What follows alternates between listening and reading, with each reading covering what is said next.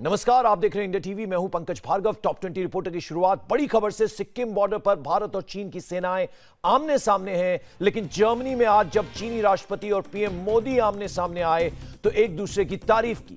PM Modi ने जहां BRICS में चीन को सहयोग का भरोसा दिलाया, वहीं चीनी राष्ट्रपति ने भारत को आर्थिक और सामाजिक तरक्की के लिए शुभकामनाएं दी।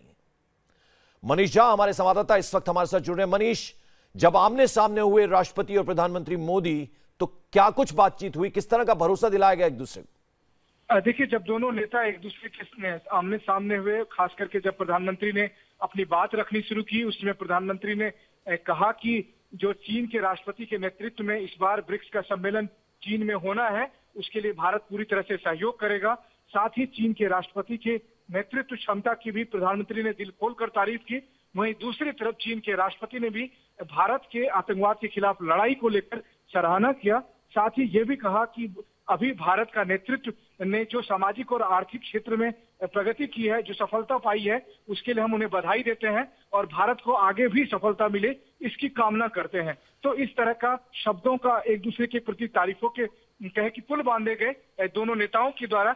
इससे ये माना जा रहा है कि बॉर्डर पर जो तनाव है, उसको दोनों नेता एक दूसरे के बारे में तारीफ करके, एक दूसरे देशों के बारे में अच्छी बात बोलकर ये मैसेज देना चाहते हैं कि हम दोनों देश चाहते हैं कि उस तनाव को कम किया जाए। और इसी कड़ी में देखा जा रहा है कि ब्रिक्स में हुई इस बैठक को, खास करके तब जब सितंबर में खुद प्रधानमंत्री मोदी चीन जाने वाले हैं ब्रिक्स सम्मेलन में भाग लेने के लिए, जिसके लिए भारत ने कहा कि हम चीन को पूरा सहयोग भी देंगे। तो माना जा रहा है कि इस मुलाकात के बाद शायद जो गर्माहट बॉर्डर में दिख रही है, उसमें कुछ कमी आए। जी बिल्कुल, जो तस्वीर हम इस वक्त अपनी टेलीविजन स्क्रीन पर आपको दिखा रहे हैं, तमाम दर्शकों को कहना चाहेंगे कि एनआई के जरिए यह तस्वीर हम तक पहुंची है, जिसमें चीनी राष्ट्रपति जिनपिंग से का आमना सामना हुआ प्रधानमंत्री नरेंद्र मोदी से। और जिस तरह से मनीष झा बता रहे हैं कि वहां पर चीन को सहयोग का भरोसा दिलाया गया प्रधानमंत्री नरेंद्र मोदी के द्वारा, और वहीं चीनी राष्ट्रपति ने भारत को आर्थिक और सामाजिक तरक्की के लिए एक तरह से शुभकामनाएं दी। मनीष लगातार हमारे साथ बने। मनीष, यहां ये भी जानना चाहेंगे, जिस तरह से लाइन ऑफ एक्चुअल कंट्रोल पर टेंशन है, सिक्किम में टेंशन है,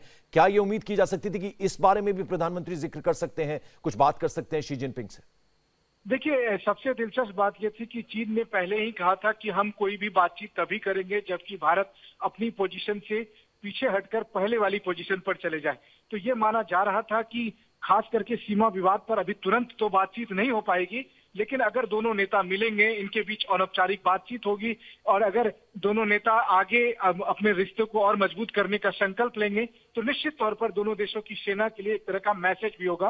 और इसी सकारात्मक अंदाज के साथ दोनों नेताओं की मीटिंग भी हुई। जिस तरह से भारत ने खुलकर चीन के राष्ट्रपति के नेतृत्व में ब्रिक्स के आगामी सम्मेलन की तारीफ की, उसी तरह से चीन के राष्ट्रपति ने भी प्रधानमंत्री मोदी और भारत की तारीफ की। तो माना जा रहा है कि इसके बाद शायद जो रिश्ते में खटास है उसमें कमी आएगी और फिर संबंध को सामान्य बनाने की स्थिति में दोनों देश आगे बढ़ सकेंगे। बहुत बहुत शुक्रिया इस अपडेट, इस जानकारी के लिए आपका मनीष।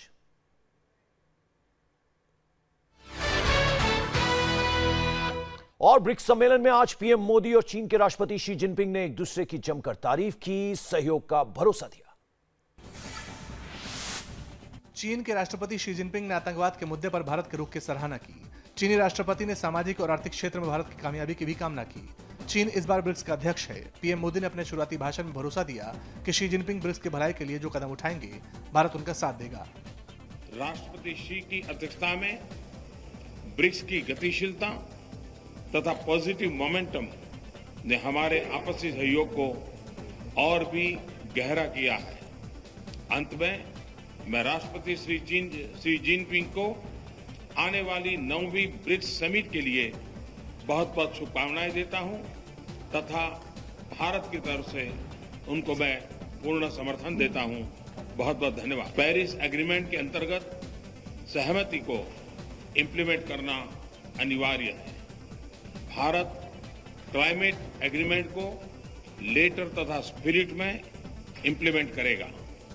हमें इंश्योर करना होगा कि अंतर्राष्ट्रीय वित्तीय संस्थाएं विश्व के मौजूदा आर्थिक बैलेंस को पूरी तरह से रिफ्लेक्ट करें। जर्मनी में G20 सम्मेलन से पहले ब्रिक्स की बैठक में प्रधानमंत्री मोदी ने आतंकवाद को दुनिया के लिए सबसे बड़ा खतरा बताते हुए कहा कि आतंकियों की मदद करने वालों से भी निपटना होगा।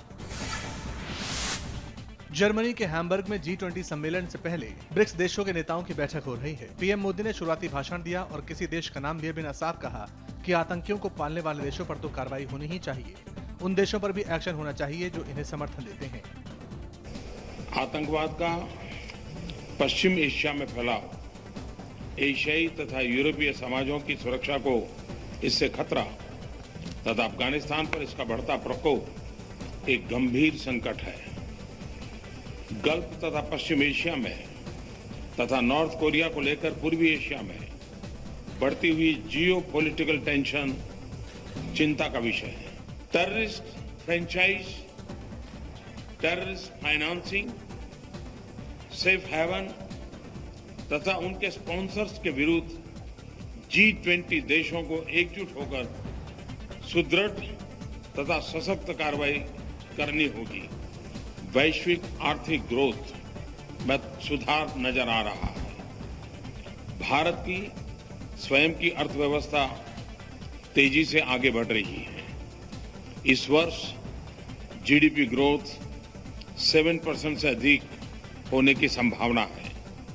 भारत का रिफॉर्म एजेंडा लगातार आगे बढ़ रहा है। पिछले सप्ताह लागू हुआ goods and service tax Bharat के पिछले 70 साल के इतिहास का सबसे बड़ा टैक्स रिफॉर्म है। इससे बिजनेसेस को मदद मिलेगी, जीडीपी का विस्तार होगा तथा 1.3 बिलियन लोगों की एक यूनिफाइड मार्केट बनेगी। ब्रिक्स द्वारा स्पष्ट कार्रवाई जरूरी है। इसमें शामिल है वैश्विक आर्थिक रिकवरी को सस्टेन करने के लिए हमारा एक साथ काम करना।